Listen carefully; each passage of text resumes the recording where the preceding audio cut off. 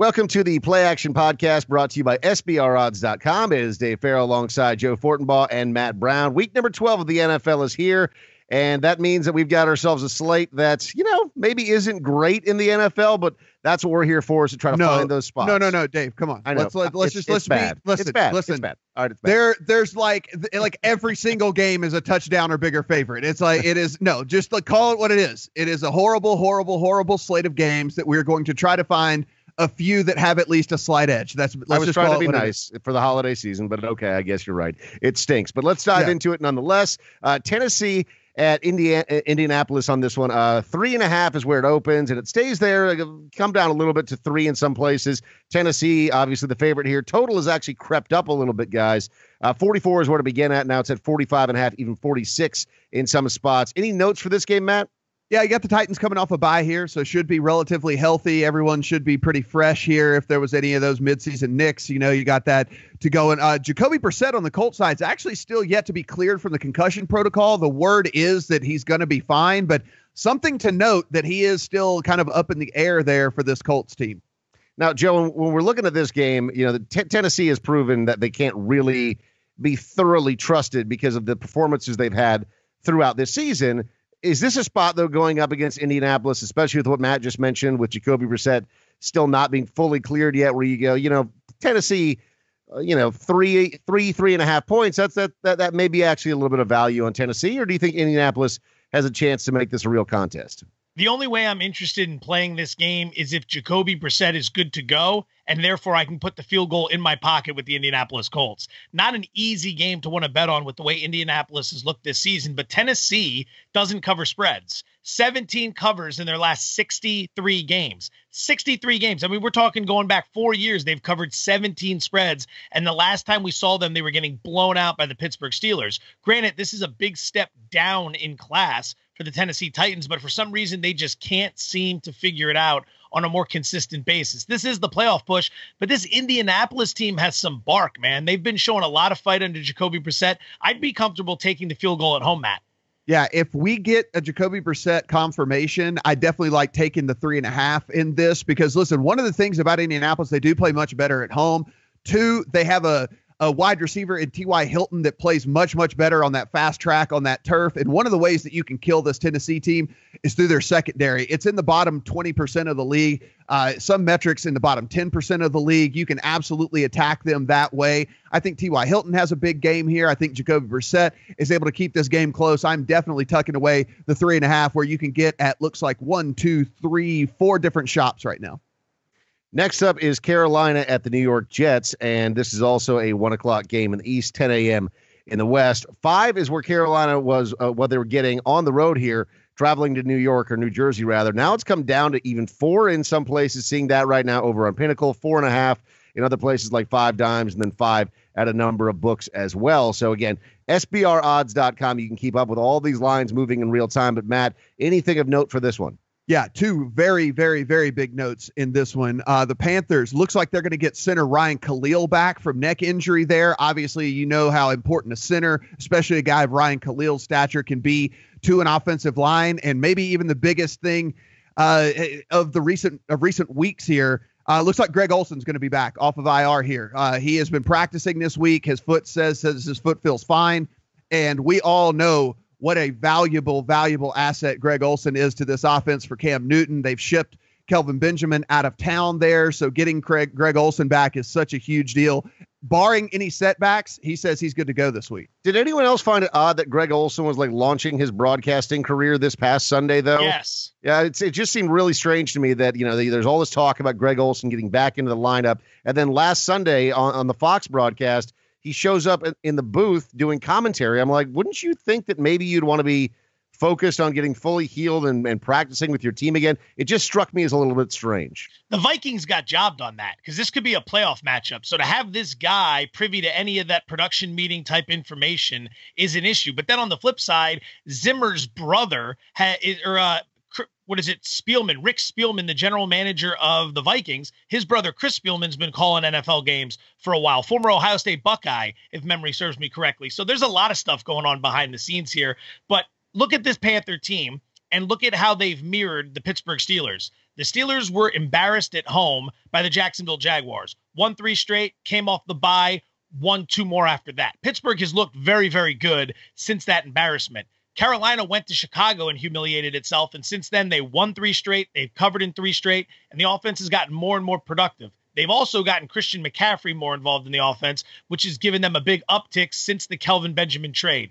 The only thing I worry about in these situations is a hot team going into the bye and then coming off it and trying to rekindle some of that magic they had. But I like the idea, Matt, with all the guys coming back healthy for the Panthers, that they roll in this game against the Jets. I took this line as soon as I saw it. I thought it was going to move off of this 5. It seems to have actually moved in the other direction at a few of the different spots. I don't know what other people are seeing, but I'll tell you this, Joe, I'm on a friggin' heater, so I'm going with my read, my friend. I'm going with my read in this game. Listen, Carolina plays great defense, and when you get back these pieces on offense that they're going to get back, and as you mentioned, another very, very key thing is that, yeah, it took him 8 weeks, but whatever, he's a rookie, to how to figure out how to actually utilize what Christian McCaffrey does. And what he's able to do now that they're giving him the 8 to 10 carries a game and what he's been able to do out of the backfield, this offense is humming. This defense, as long as Luke Kuechly is healthy, one of the top 5 in all of the NFL here. And the Jets, look, they were fun for a while. They were keeping things competitive, but this is just a different class of team here. I'm all over Carolina here. Love it, love it, love it. Yeah, low total in that one, 39.5, only up to 40 in a couple of places. And speaking of totals that are lower than 40, another game here, not a big surprise, Cleveland and Cincinnati.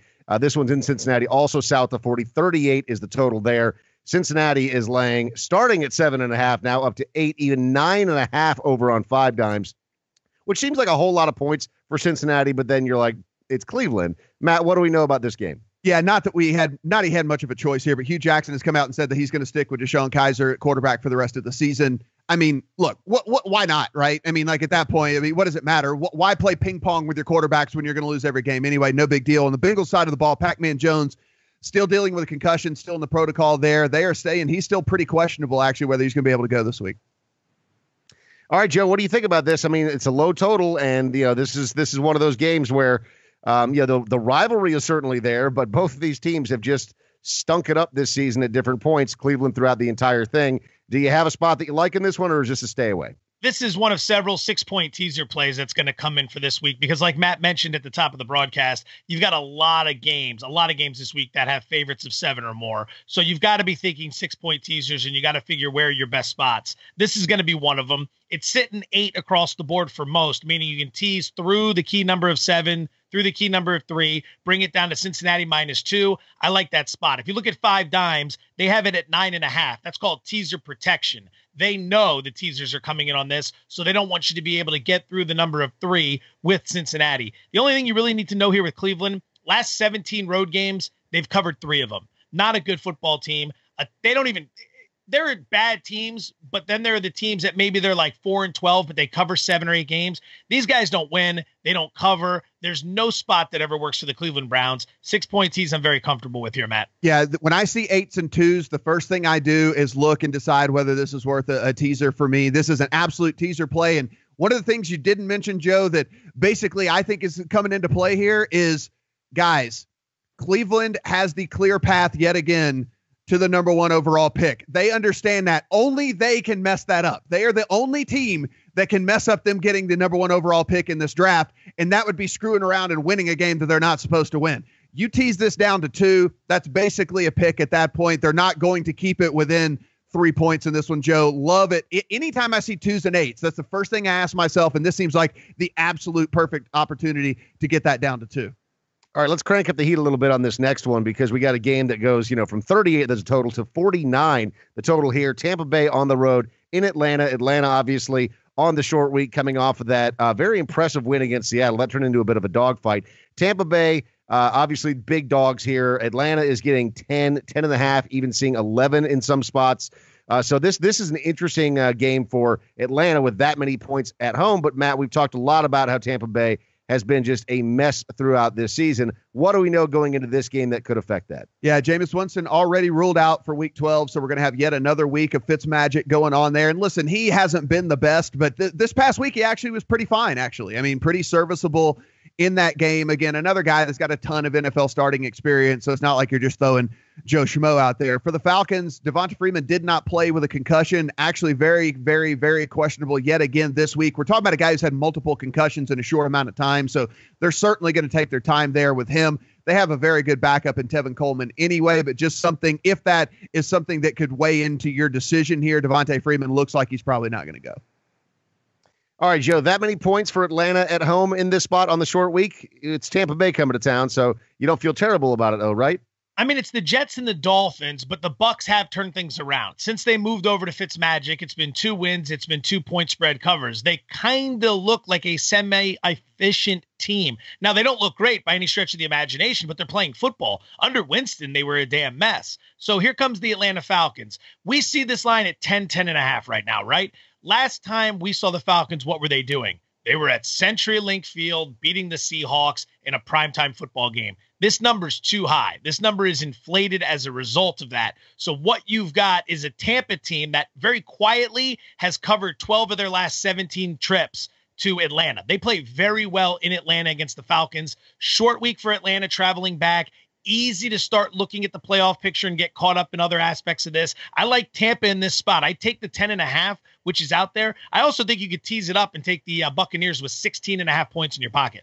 Yeah, I would say be sure and shop this one because looking at the lines here, I mean, it's all the way at 9 at some places. So you definitely want to shop this one, get it at 10.5. 10.5 is where this should be here. And I got to be honest, I kind of like the over in this one as well, Joe. I mean, look, we know Atlanta's going to be able to score on Tampa. They might put up 30-plus points in this game alone, and they're certainly not going to shut out Fitzpatrick. I mean, listen, he's got all his weapons back now, and I think that Tampa has a very reasonable opportunity to score 17 to 24 points in this game against Atlanta. So I think the 49 number looks a bit high. You can get it at 48.5, 48 at a couple of places. So over the 48 for me seems like an even stronger play.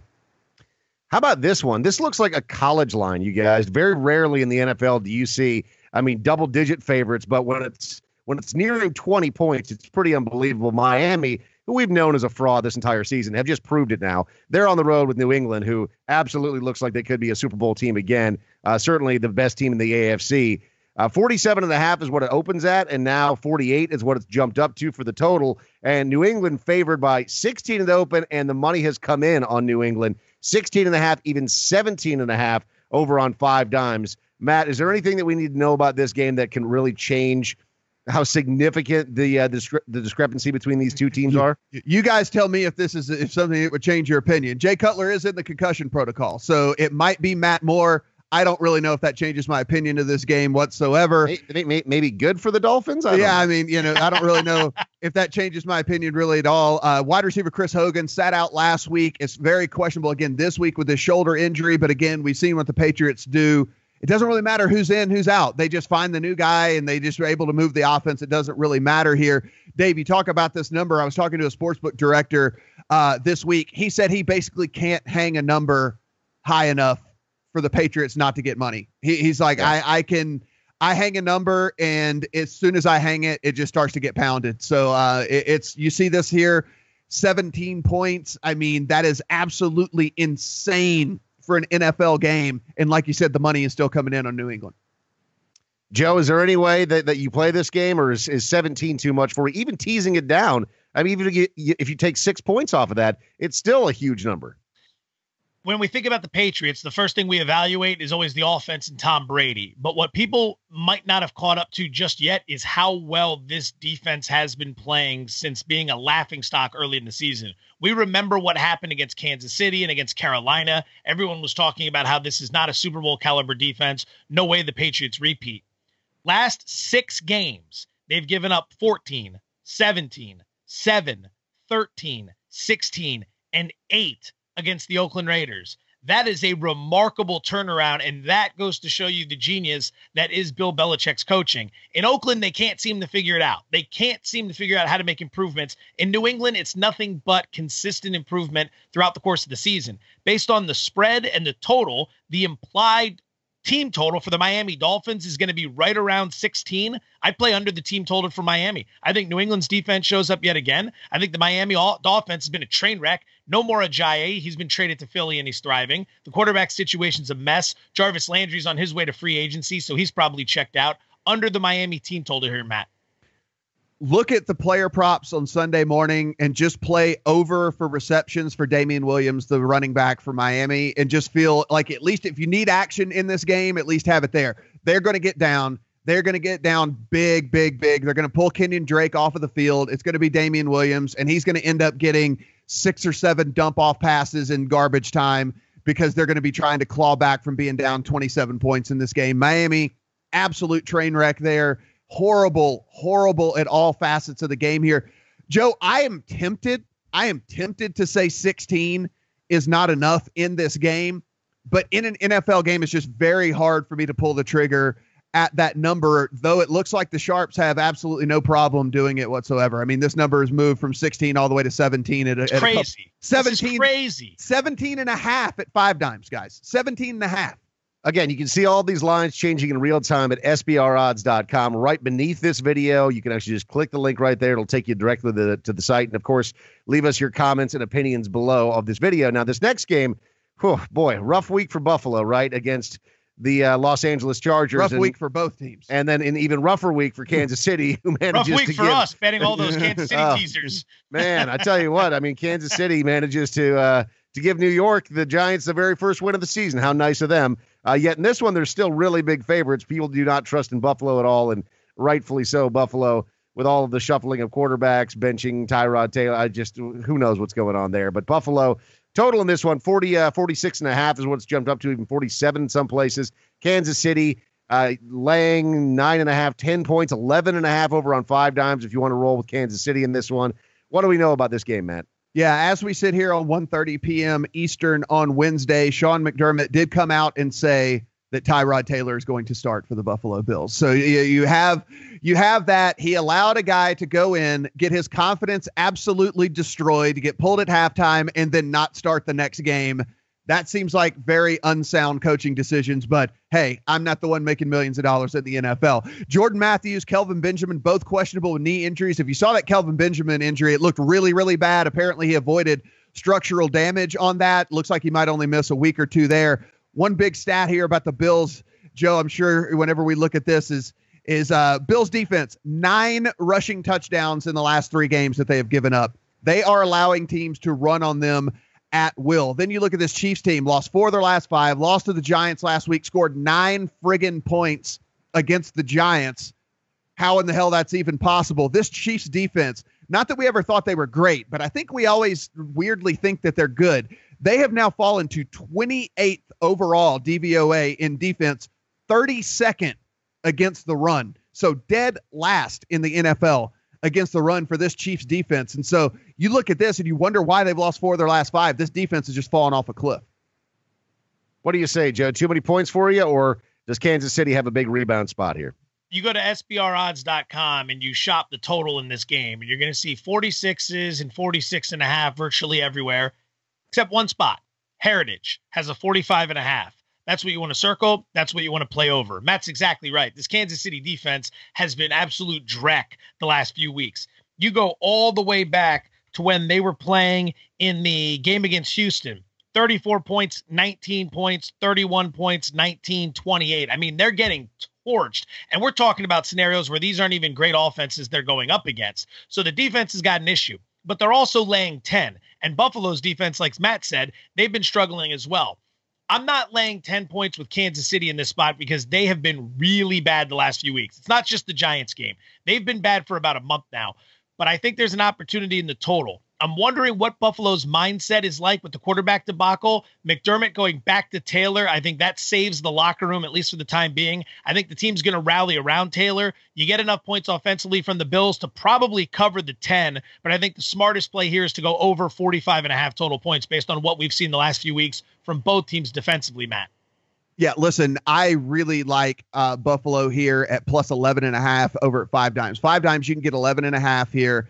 And if we look at how we kind of think the most likely scenario is for this to play out, you have a Buffalo team that's been getting gashed on the ground. You have a Kansas City team getting gashed on the ground. What is the strength of both of these teams? LaShawn McCoy and Kareem Hunt are the two guys you're going to be turning to here. I think you're trading kind of rushing touchdowns here. I think there's no real defense to speak of whatsoever. You got Alex Smith that, while he gave up a couple of interceptions last game in the wind, what you don't see that from Alex Smith very often. Definitely a game manager. And then you got Tyrod Taylor, who one of the things is he has like almost a historic level of protecting the ball, just does not turn the ball over. Tyrod Taylor whatsoever just doesn't give the ball to the other team. I think this is a back and forth. I don't see any defense getting played here. I think that Buffalo keeps this easily within 11.5 here with Tyrod Taylor under the helm. I think it's a very solid bet at 5 dimes. I mean, the fact that you can get this at a full 2 points over where you can get it at even just Bookmaker or some of these other books. I mean, that's just massive. I think you need to take advantage of that edge right there.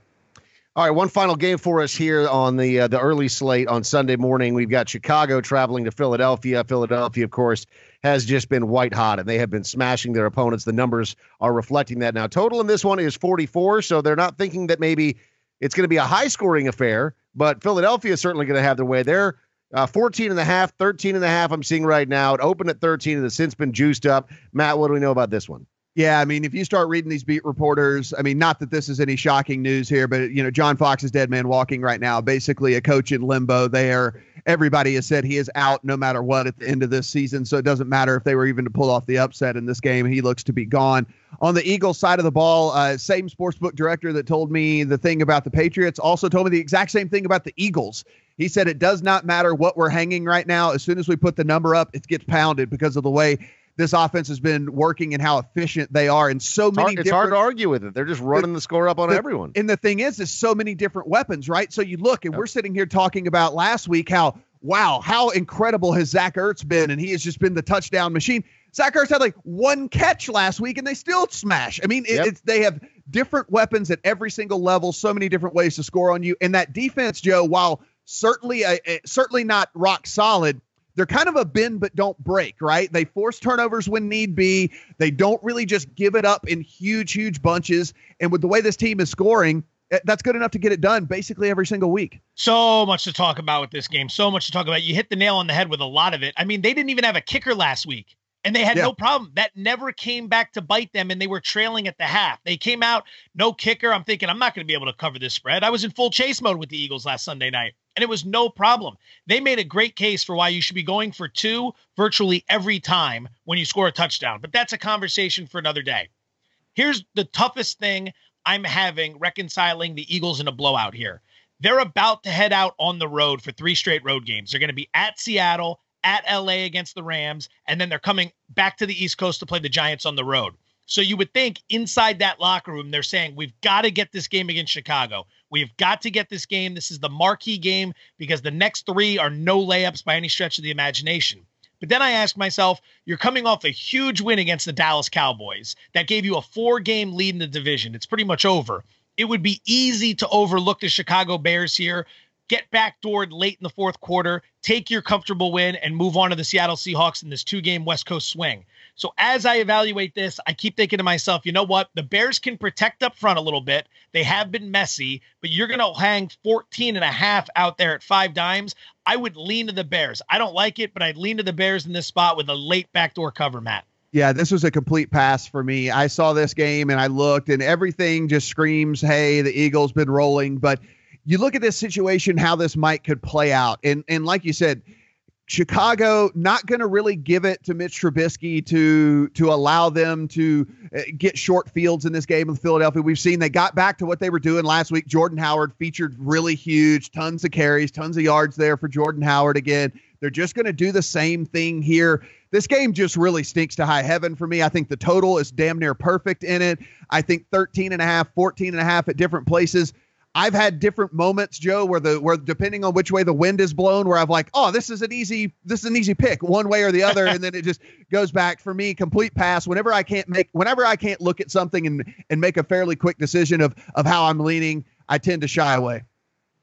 Seattle is on the road at San Francisco after a disappointing loss on Monday night to the Atlanta Falcons at CenturyLink. They hit the road, heading down to San Francisco. Total in this one is a little bit lower scoring affair, so it's actually gone up from where it opened. Opened at 42, now it's up to 44, 45, even 44.5 in a couple of places. Seattle favored anywhere from 6.5 to 7 is what I'm seeing right now on SBRodds.com. Matt, what do we know? I mean, because this Seattle team has been they've had some big injuries on defense these past couple of weeks. Well, and on offense here, I mean, right guard Ode Ibushi is going to be out week 12 with a dislocated shoulder. So just what the Seattle Seahawks need is another offensive lineman to go down because they've been playing so incredibly well. I swear yes. Russell Wilson isn't running for his life every single time he drops back. Also, running back Mike Davis out with a groin injury. J.D. McKissick is the guy that ended up getting the majority of the touches after Davis went out. So if that, however you want to look at that. And on the 49ers side of the ball, Joe might have some insight here, but as of this morning, John Lynch said it's up to Kyle Shanahan as to who he wants to start at quarterback this week. So he stopped short of actually naming a quarterback there for San Francisco. I think they're playing games here with that. I mean, why allow Seattle to know what they're getting into? Why not at least create some sort of allure? CJ Beathard would be my guess that they ride with Beathard at least through the first half of this game. But if it gets messy, turn it over to Garoppolo and get him out there. Couple interesting angles in this game. Number one, it opened around San Francisco +7. You've seen a lot of books move off that number. Now, 5 Dimes is still offering a 7, but that's a significant line move early in the week. So we have to ask ourselves, is this the syndicates? Is this the pros trying to set up a move later in the week on Seattle, buy it down one way and then come back even bigger the other way? Or did they want to get the best of it here because they think the Niners are the play? Last time these two got together, I believe it was week 2 in Seattle, 12-9 was your final. And I don't see it departing too much from that. I think you see a relatively tightly contested, lower scoring game. Seattle's offensive line is going to struggle. Niners have had 2 weeks to get ready for this game, whereas Seattle's on the short week. And if this were the Harbaugh, Pete Carroll days from a few years ago, I'd be furious if I were a Seahawk fan with this game scheduled the way it is. But regardless, San Francisco is only a 1-win team, so I lean to the Niners plus the touchdown. Really like under 45 total points. That's sitting out there at a few spots. I would play under the total. I don't think you're going to get a whole lot of action in this game. Do you believe in desperation narratives, essentially, is what it comes down to here, because Seattle's basically playing must-win football here for the rest of the way this season. I mean, the NFC is tough, man. NFC compared to the AFC, it's just completely different football, and Seattle's going to have to win the majority of their games if they're going to want to get into the playoffs here. So do you buy into the desperation narrative? Do you buy into the bounce back narrative of after a tough loss against Atlanta and things like that? I tend to try to keep a clear mind whenever I look at these things, and I try to not buy into that stuff. But then you look at you look at their coach, right?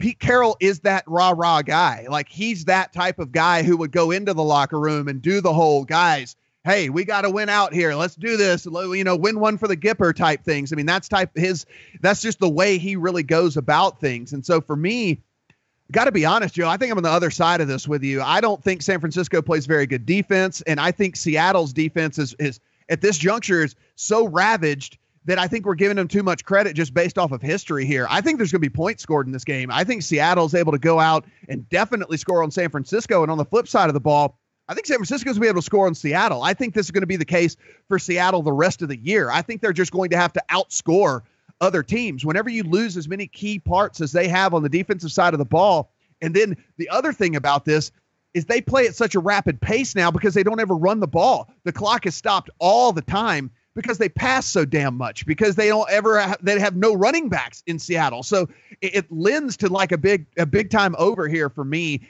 And so with all that being said, San Francisco plays with one of the fastest paces in the entire league. I think there's a lot leaning to the over here. So that's probably my play.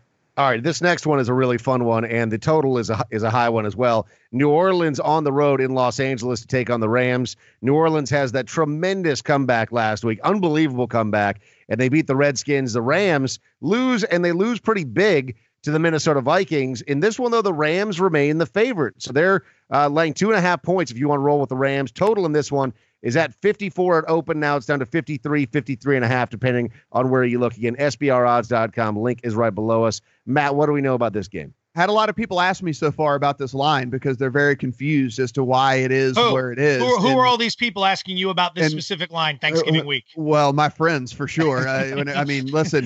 Do you walk down the street and you have people yelling, hey, Matt, Matt, what do you think? The St. Fran's line. there's also it's not favored in this game. There's also this thing called the Twitter machine where people will reach out to you and ask you questions about stuff. But that being said, Joe, I mean, Dave, you mentioned them getting blown out. That said, that game's a much different game if Cooper Kupp doesn't fumble on the 1 yard line. They go up 14-7 in that game, and it could have completely changed the overall dynamic of how that thing is looked at. But, whatever. We're looking in hindsight. It's always 2020. On the Saints side of the ball, this could be a main reason why this line is where it's at. Defensive end Alex Okafor went on IR, tore his Achilles. We're talking about one of their best pass rushers, has 5 sacks on the season. He was PFF's number 14 rated defensive end out of the entire league so far this year. He is done for the season. Also, standout rookie corner Marshawn Lattimore rolled his ankle. If you watch that, it looked bad. He tried to come back in, wasn't able to go, had to come back out of the game. He's listed as very questionable. You're a corner in this league with a bad ankle. Probably not the best situation there. 2 very key elements to this Saints defense that doesn't look like they're going to play this week. On the Rams side of the ball, they lost their number 1 wide receiver in Robert Woods. He's going to be out a few weeks with a shoulder injury of his own. We're talking about a guy who has 35 receptions over the last 6 games for this team, has been the go-to guy there for the Rams offense. Joe, let me ask you this. Do you worry at all about how the Rams are going to hold up as we get later into the season? I mean, Jared Goff is in his second year, and he looks much improved. That's no secret in this second year. But are some of these spots beginning to get a little bit too big for a very young team that still has a lot to learn about playing deep into NFL seasons when there's a lot on the line? That is a fascinating question from you. That is a really good question right there. Hold on. Are you trying to That's say a great Dave, question. Are you trying to say Dave is not capable of high level football questioning here, no, Joe? His questions are always good, but that one is just so specifically tailored to this team. It is such a good question because look at where the Rams are at. Heading into last week's game against Minnesota, they had been rolling people. And just as people were ready to buy into them as a legitimate Super Bowl contender, here comes a stretch in the schedule that is the complete opposite. It's a lot of playoff contenders. It's a lot of very good teams. It's tricky road spots. 1 minute you're getting the Arizonas and the Drek of the world. The next minute you're at Minnesota, good football team. Then you're hosting the Saints, good football team. And it's going to continue. So it's fascinating to think, where's Jared Goff and Sean McVay going to be over the next month of the season? Because this is where you separate the cream from whatever, or I should say the cream rises to the top. Terrible, terrible idiom right there. But point being, I like the over in this game. I like both teams to absolutely light up the skies. New Orleans defense is slipping just a little bit, but they're going to come back and score a ton of points against the Rams. The Rams are going to bounce back big this week. It's going to be the trendiest, squarest play of the week, but I'm going over the total. I think you're going to see a ton of points in this game, despite the Robert Woods injury, but it's going to be fascinating. And that's one of my favorite storylines. Fascinating to watch this Rams team down the stretch because of exactly what Dave brought up. Yeah, I mean, one, you've used the word Drek twice in this podcast. Like, Alexa, what does Drek mean? It's been big for me lately too. I'm getting stuck on that and massive. I keep using the word massive. I mean, two Dreks, and I haven't had a Drek all year. 2017, no one said use the word Drek, and you've used it twice in this podcast. Dave, what you pointed out is basically exactly right. You look at the front end of this schedule here for the Rams. We're talking Indianapolis, Washington, San Francisco, Jacksonville, Arizona, Giants, Houston. I mean, it was just a bunch of very, very winnable games. Now you get here, Minnesota, New Orleans, Philadelphia, Seattle, coming down the stretch here. We're going to see what this Rams team those are all, like, if you lined up the NFC contenders right now that look like they could end up in the NFC Championship game or maybe even in the Super Bowl, I mean, that's a murderer's row of teams that you have to try to get through if you're the Rams. That's tough. Yeah, absolutely. Yeah, absolutely. We're gonna see what this team is made of here for sure. And Joe, like you said, listen, it might sound square, but at the end of the day, I think these are kind of two different teams here right now, 2 different looks that we're going to see from these guys. I mean, do we think that Sammy Watkins is going to be able to step up and be a true number 1 wide receiver? Or will it even matter because Marshawn Lattimore might be on the sidelines anyway? So this is a very intriguing game. And if you like the total right now, you need to jump on it because this is going to be the only game everyone's betting this week. This game is going to get all of the handle. Everybody sees these double-digit point totals, and they're not going to mess around with these games. They see a 2.5. They're going to pick a side, and the money is going to come in all over the place on this game. And you can bet that total is only going to go up. So be sure and understand that if you want 53, you better get it now. That thing's going to go to 55, I can guarantee you. Are you saying that everyone's not going to be all over this Jacksonville and Arizona game? Because I don't know what you're talking about. Everyone is that's not a marquee matchup. Yeah, everyone is not going to be all over Jacksonville and Arizona, I can guarantee you. 38 is the total there. Jacksonville opens at 3.5-point favorites now. It's up to 5.5 in a lot of places. Matt, any news and notes on this one other than all of the news and notes, because that's been happening these past couple of weeks with Arizona, man. Yeah, I mean, look, Leonard Fournette popped up weirdly in the middle of the week on the injury report and ended up playing and went for over 100 yards, and then comes out after the game and says, yeah, my ankle's pretty much just going to bother me the rest of the season. So we're probably going to just have to deal with this every single week with Leonard Fournette coming down right to game time as to whether or not he's going to be able to go there. Allen Hurns sat last week, still very questionable this week with an ankle injury, but they activated wide receiver Dede Westbrook. And Joe, you and I, fans of him in college, we've talked about this on some of the other programming we've done. He stepped in, caught 3 balls on 6 targets for 35 yards. Looks like he could play a big role in this offense moving forward. Here on the Cardinal side, they're going to stick with Blaine Gabbert this week, so he's going to be under center for them. John Brown, their wide receiver, is going to be out with turf toe. Again, are we really caring here about Blaine Gabbert and wide receivers whenever you're going up against this Jacksonville defense? I do. This is the best angle of the week. It's the Blaine Gabbert Bowl. The team that cast him aside, and now he gets a chance to get his revenge against Blake Bortles. The revenge is going to be whether or not he can out-top Nathan Peterman for interceptions and a half is what's going to happen here. That's what he's good. That's the revenge. This game is a mess. This game is a mess. To see Bortles going up against, it's just fascinating to me, Bortles versus Gabbert. And meanwhile, if you're up in the Jacksonville front office press box, you got to look down and go, what the hell is wrong with us? We're so close. We just need a half-decent quarterback, and it's going to be Gabbert versus Bortles, your last 2 marquee starters. Absolutely terrible work by that front office. Absolutely terrible. There's nothing I like about this game, to be completely honest with you. I had no lean on the total. I had no lean on the side. I'm not a fan of laying this many points on the road with the Jaguars just yet. If you're going to lay 5-6 on the road in the NFL, you got to have a quarterback who can be competent, because you might need that extra drive late in the fourth quarter to bail you out. And I don't think Bortles is that guy. So here I might look to an under on the Arizona team total when it's all said and done. I think they might struggle. By and large, though, there's not a whole lot I got going on here, Matt. Yeah, when this thing jumped to 5.5, I mean, if you could have got it early at 3.5, you could have sold me on maybe making a play on Jacksonville. When it got instantly moved up to 5.5, it's just nothing I want to be a part of here. You look at this Jacksonville team, and they try to give games away every single week. It's like they're the East Coast version of the Chargers. They just want to try and give every single game away. And for me, it wouldn't surprise me to see Arizona take this right down to the end with these guys in the least bit. I could see this being a field goal game. I don't know which side it could be a field goal game. And with that number sitting at 5, it's pretty easy pass for me. So the AFC South has been a dumpster fire for the last couple of years. We didn't expect the AFC West to also be such a mess this year. This game on paper before the season started, I went, oh, wow, okay, Denver at Oakland.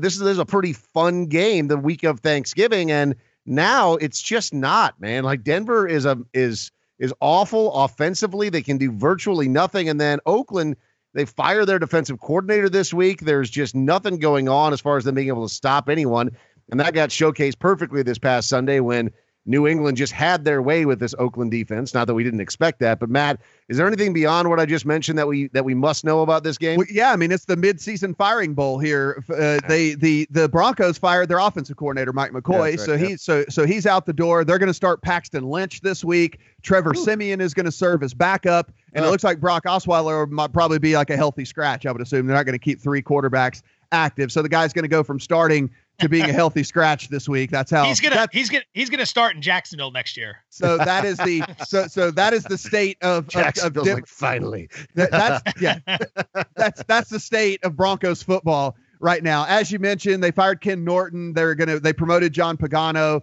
This defense, this Raiders defense, and Joe knows it all too well. No interceptions through 10 games this season. They are tied for last in sacks in the league. Opposing quarterbacks have a 113 quarterback rating against this team when they play against them. They are 32nd, dead last ranked defense, DVOA overall, the worst defense by the numbers in all of the NFL. Hey, if you're going to roll out team. Paxton Lynch and give him a shot to succeed, it's against his Raiders defense, right? I like Denver. I like Denver in this game. I'll take the 5.5. I'm serious. Here's where this gets fascinating. So many angles that are going to be operating underneath the surface here. Last year, the Raiders were one of the top offenses in the NFL. They had a terrible defense. Some might call it a defense full of dreck, but I digress for the moment.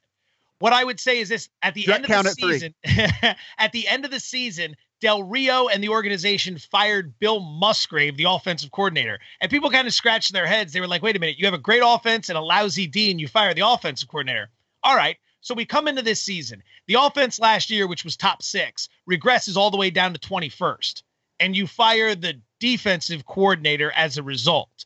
So it's a total mess in Oakland right now. Everyone's calling for Jack Del Rio's job, but he got a 4-year extension last February, so he's probably not going anywhere because Mark Davis is too cheap to be on the hook for all that money. Musgrave ends up in Denver and gets promoted this week to offensive coordinator of the Broncos. So this is a big revenge spot for him. You've got to figure out which team is more dysfunctional at the moment. Do the Raiders step up because the firing lights a fire under their rear ends? You see this in baseball. Hitting coach gets canned, all of a sudden guys start hitting. Pitching coach gets canned, bullpen all of a sudden takes a step up. The Raiders have been a mess all season long, but this is a big revenge spot for Musgrave. I see the total sitting at 43.5. I'm thinking over. I think there are enough busted plays and big mistakes in this game between these two defenses that you can get 44 points. As for the side, anyone's game here, but I think you do get a healthy amount of points. Yeah, I like Denver. I wasn't even kidding. I like Denver in this game. I think they're going to be able to move. Lynch, first start, huh? I think they're going to be able to. First start? Listen, I think he played last year a little bit. I think he played a little bit. Let's put it this way. Oh, this season is his first. Does it matter? Does it matter at this point? Listen, we're talking about a team that is letting other quarterbacks have a 113 rating. It's their completion percentage. They're giving up 72% completion percentage to opposing quarterbacks. You look at Paxton Lynch, and obviously, if he was a world beater, he probably would have been in there last year for the entire season. That being said, he does have Demaryius Thomas. He does have Manny Sanders. He does have a fairly decent running back in CJ Anderson here. So it's not like it's a complete bunch of bums around him in this game. I like Denver keeping this game close. I like Denver in the 5. I hope that this gets closer and everyone wants to think that Oakland is the Oakland team that they dreamed about they were going to be in the offseason. I hope this number gets to 5.5 or 6. I'll double down on Denver in this game. I really and truly believe they're going to be able to move the ball here on this Oakland defense that is just absolutely pathetic. All right. Speaking of pathetic, how about the Sunday night game here? Green Bay goes from being a legitimate Super Bowl contender coming into the season. Obviously, losing Aaron Rodgers is a huge hit, but now with Pittsburgh coming to town for a Sunday night game, they are 15-point dogs in some places. So Five Dimes has Pittsburgh getting 15 points or laying 15 points if you want to roll with the Steelers, and Green Bay total in this one 41.5. It's moved up to 43 in a couple of places. But Matt, when it comes to injuries, Green Bay has not just had problems at quarterback, but also running back. Yeah. Look, you got this Packers team shut out in Lambeau against the Ravens last week. That's what they're coming off of. 23-0 there for the Ravens in this one. And listen, to our loyal viewers, I will admit when I'm wrong. I know I like to sit here and pat myself on the back when I'm right. No. Don't do that to yourself. No way. Don't you do that to yourself. I am wrong about Brett Hundley, man. I thought this guy, listen, being in the program for a couple years and what I saw him in college, I live out here on the West Coast, so I'm able to watch a bunch of these games. I saw him play in college. I thought he would be able to at least be serviceable. He is not. He's bad. He is real bad. And let me tell you, this is something that you have got to understand here every single time you try to handicap a Green Bay game, is they have a bottom 6 quarterback in the entire league under center for them right now. Like you mentioned, Dave, Ty Montgomery's still not practicing with his rib injury, so bad situation there going on. On the Steelers side of the ball, Juju Smith-Schuster dealing with what they're calling a small hamstring injury, but he is a wide receiver, so hamstring is pretty important for wide receivers. He's second on that team in receptions and yards, so something to keep in mind there. They did activate their 3rd-round pick as a corner, Cameron Sutton from IR. He hurt himself last preseason game.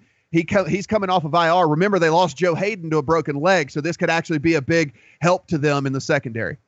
Joe, is Pittsburgh one of those teams that you trust to cover a big number like this? Because Pittsburgh, from what we've seen this season, has been playing down to their competition in some spots. Do you worry about that if you want to roll with Pittsburgh here? I'm going to worry just about any time I see this kind of number on the board in an NFL game. It's so many points. But like Matt was saying, how do you get behind Brett Hundley in this spot? He's been terrible. He fumbles the ball too much. I mean, just the basic concept of holding onto the football is too much for this guy.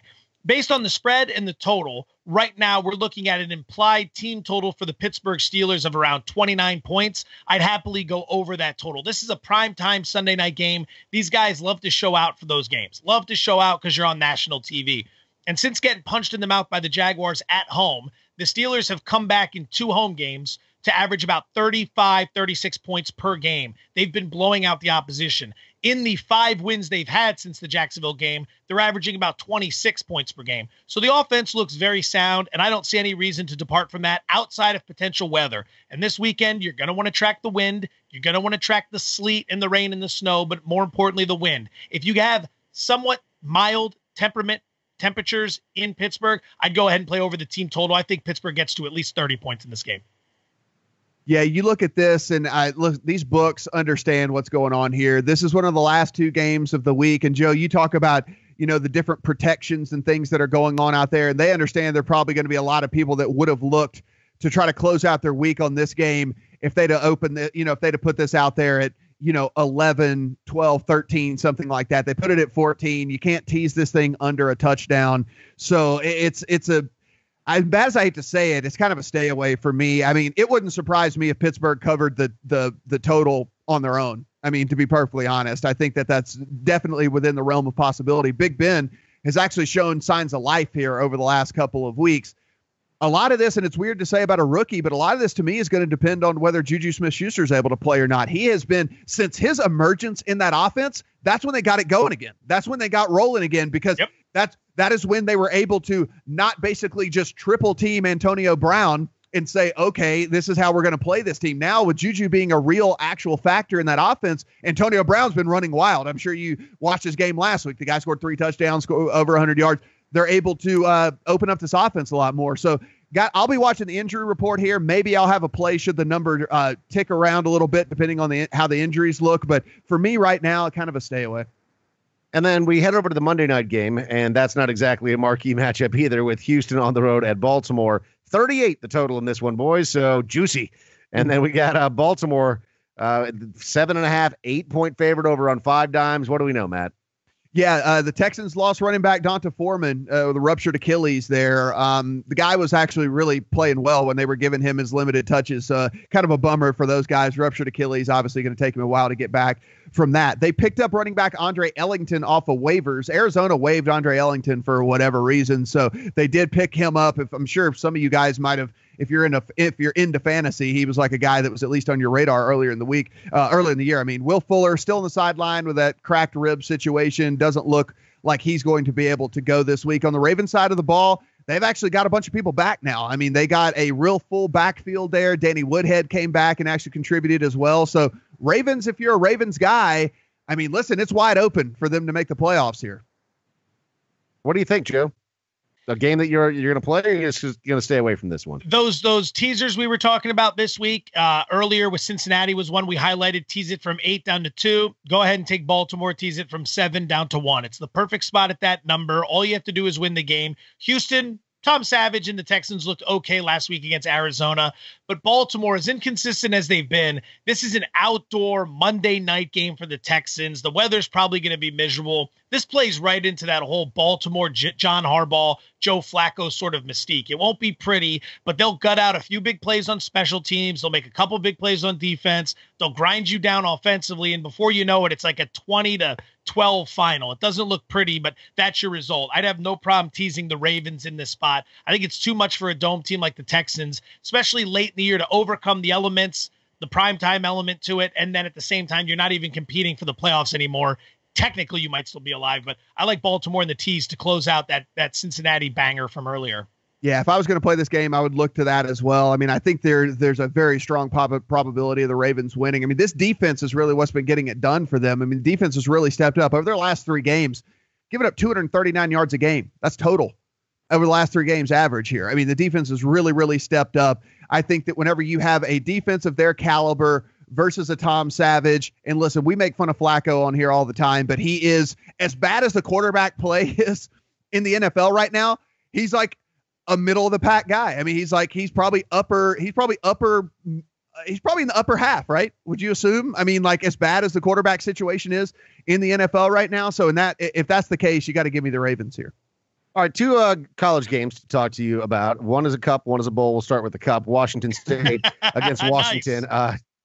Washington, 10.5, 10 in some spots, 9.5 in a couple of other places. Again, SBRodds.com. It's one of these rivalry games that we see these teams fighting each other kind of tooth and nail every single year. And, these two schools don't like each other, but we're seeing a double-digit favorite here in Washington, Matt. What do we know about this game? Yeah, I mean, really, as you look at this Washington State, offense, and basically it's a one-dimensional. They're averaging 80 yards a game on the ground, but they're averaging 375 yards a game through the air. I expect a lot of fireworks in this one, Joe. And listen, it's one of the later games as well on Saturday, so you'll have gone through all these other important, fun games, and then you'll be able to watch this one right here, which should be some fireworks. I like Washington State to win this game outright. I think this is a crazy spread. You've got Washington State catching 10 plus points in this game. Let's work through the scenario. Washington State's had 2 weeks to get ready for this game. They're off the bye. So they've got 2 weeks to get ready for their biggest rival. And a win here, and they're in the Pac-12 championship game against USC next week. That's it. You need nothing else in the scenario. Win and in. Meanwhile, Washington's only hope of getting back to the Pac-12 championship game evaporated last week when Stanford beat California. That took them out of the equation. So you've got a team that over the last 2 weeks, it's been real hazy for Washington. They gutted one out against Utah last week. I think it was 33-30. They lost to Stanford the week before that on a Friday night in a game they needed to win to keep their college football playoff hopes alive. I know this is a rivalry game, and I know they're at home, but when you have a high-powered offense off the bye like this with Mike Leach and everything that's on the line, trying to cover double digits, 2 scores, I mean, you're going to need multiple stops in this game while you continue to roll up the points. I'm not sure Washington does that. I'll gladly take the points with Washington State. I like them to win this game outright. Yeah, I like the over here as well. I mean, you can get 47.5 in one of the books I see right now. I mean, you look at a Washington State team that's given up 23 points a game as it is right now, and that's to obviously some inferior competition than Washington. And you got Washington team that while they've played solid defense, they haven't been playing a team with the offensive capabilities here that you got in Washington State. So for me, 47.5 seems like a pretty good number for me to take the over in this one. I expect some fireworks here. And Joe, I don't mind your outright pick of Washington State here. When I first saw this number, it certainly did jump off the page to me as seemingly a bit out of line. 47.5 is the number that the books have settled on for this Auburn-Alabama game in the Iron Bowl. Alabama, number 1 ranked team in the country. They're on the road at Auburn, though, who has been very hot over these last few weeks. 48 is where it opened. It's down to 47.5 in a couple of places, and Alabama is favored by 4.5. You can see 5 out there right now. Matt, what do we know? What we know here is this Alabama team is scoring over 40 points a game, and they're giving up right at 10 so far. And look, I understand SEC as a whole a little bit down. Certainly, if you look at the top is real heavy and everything in the middle kind of gloms together, and then you just have the bottom feeders there. So not as strong top to bottom as it has been in years past. But, I mean, giving up 10 points a game, Dave, I mean, that is still just absolutely crazy here. But then you have a team in Auburn coming to town that's averaging 38 points a game. So something's got to give, right? Is it Auburn scoring the points, or is it this Alabama defense? Listen, there's a lot of metrics here that lean towards Auburn. Auburn's been getting at the quarterback. You look at Alabama, if there's any leak there, if they've been giving up a lot of sacks here, especially their adjusted sack rate is certainly much higher than it should be here. I hate to pick against Nick Saban because it's just me. You look and it's like big game Nick Saban just always seems to figure out a way to get it done. He just always seems to pull it out here. But getting more than a field goal here leads me to lean towards Auburn here. Last time I leaned towards Auburn, you told me I was crazy in that Georgia game. I think that this is another lean towards Auburn for me, Joe, even though I hate betting against Nick Saban. Just when I thought we may actually get through the podcast without you patting your own back, you come through, Matt. It wasn't that. You managed to bring up. He was nice enough to tell us earlier how humble he is. Hey, listen, Yes. listen, guys. I have very few conviction plays whenever it comes to college football this year. So whenever I have them, I have to put it out there. Towner, baby, you've been hot in college football. So to be honest with you, you have been red hot. You deserve a pat on the back for that. Nick Saban. So everyone always wants to talk about what makes him so great. It's the same thing as Belichick, but people don't pick up on what it actually is. Are you a great recruiter? Are you a great schematic type coach? Are you a master motivator? All those things are proper elements, but the reality is Belichick, Saban, those guys are at the top of the heap for one reason: the attention to detail. Nothing goes under the rug. They're not like Jack Del Rio in Oakland and Bilemma with the Arkansas Razorbacks. These guys don't miss a detail. And what I mean by that is Saban's a genius for two reasons in why he always schedules a big game early in the year. He opens the season with a big game every year, but he never takes it on the road. You notice that? He never goes to the big house. He never goes to West Virginia. What he does is he schedules a neutral site game. He wins it and he gives himself cachet. That frees up the schedule for two things. One, you'll always notice a bye week leading into LSU. It gives you an extra week to get ready for that game, and it's a massive, massive game for them on the schedule. And two, a patsy in the week leading up to Auburn. Every year, it seems to be Mercer getting their payday. That essentially gives you 2 weeks to get ready for two of the biggest games on the schedule. Now, LSU will have the bye for their game as well, but whoever's coaching LSU, sorry, you get 2 weeks and Saban gets 2 weeks. I'll give Alabama's coach 2 weeks. He didn't cover this year, but he won. And in this spot, that's why I like Saban. The attention to detail, setting up the schedule to know where the biggest spots are going to be. It's not a lot of conviction.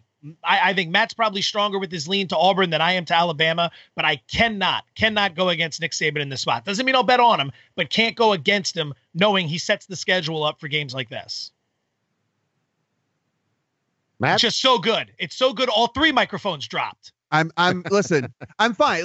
Like I said, it's not one of the games that jumped off the page to me. It was more the idea here that I was getting more than a field goal is kind of what leaned me with Auburn being at home is kind of what has me leaning towards the Auburn situation here. It's tough to win on the road in college football. It's so tough for these kids to go into these hostile environments. Exactly. And, there's pressure on these kids. They understand what this bowl game means. They understand the hatred between Alabama and Auburn. I mean, you had a hillbilly go and poison trees on campus because they hate the football team so much. I mean, like, this is real life. Like, this is what goes on. He planned out to go poison trees. Yeah. And did it. Yeah. And I'm going to go poison them damn trees. Yeah. And then called in and admitted it. And called into a radio show to brag about it. Awesome. And then called a radio show to brag about it. Yeah. I mean, like, Paul. It was so great. I mean, listen, since we're already on this, I mean, ending that with like, he goes, "Is that illegal?" And he goes, "You think I care?" and then he said, "Roll damn tide," and hung up the phone. I mean, like, that's so classic. Is that illegal? You think I care? Roll damn tide, and he hung up the phone. I mean, like, yeah, amazing. All right, so let's move on to our NFL plays of the week. Again, looking down this slate here, there's a lot to not like, but we have to find those spots that we do like. Joe, you're first on this one. Who you feeling really good about? There's two. It's going to be the over in the Rams-Saints game. You're going to want to get that early because, like Matt mentioned, games like that, the totals only continue to climb closer to kickoff. It's a square play, I admit, but squares don't lose 100% of the time. And in this game, I see New Orleans having a few fractures on the defensive side of the ball, and I think the Rams are going to be able to bounce back nicely off that Minnesota game to put some points up. Drew Brees, Alvin Kamara, Mark Ingram, the Saint offense should have a lot of success against the Rams as well. I'll play over 53 total points, and then the 6-point teaser we talked about brings Cincinnati from 8 to -2, and on Monday night bring the Baltimore Ravens from a touchdown down to -1, Matt. Give me Carolina over the Jets here. I really like what I see in Carolina, and getting Greg Olsen back, I think, is only going to help this offense. I think they're getting good at the right time right here. This defense is playing really well, too, and you look at the Jets, and they held it together with duct tape at the beginning of the season, but at the end of the day, the Jets are showing that they're the Jets here. Only 4.5 points here. I think Carolina gets it done in a big way. All right, get over to SBRodds.com. You can see all these lines changing in real time. And to find it, it's very simple. The links are right below us. You can also subscribe, and you can give us a thumbs up or a thumbs down in your comments as well. We appreciate all of the interaction. Alongside Joe Fortenbaugh and Matt Brown, my name's Dave Farah. Thank you for listening and watching the Play Action Podcast.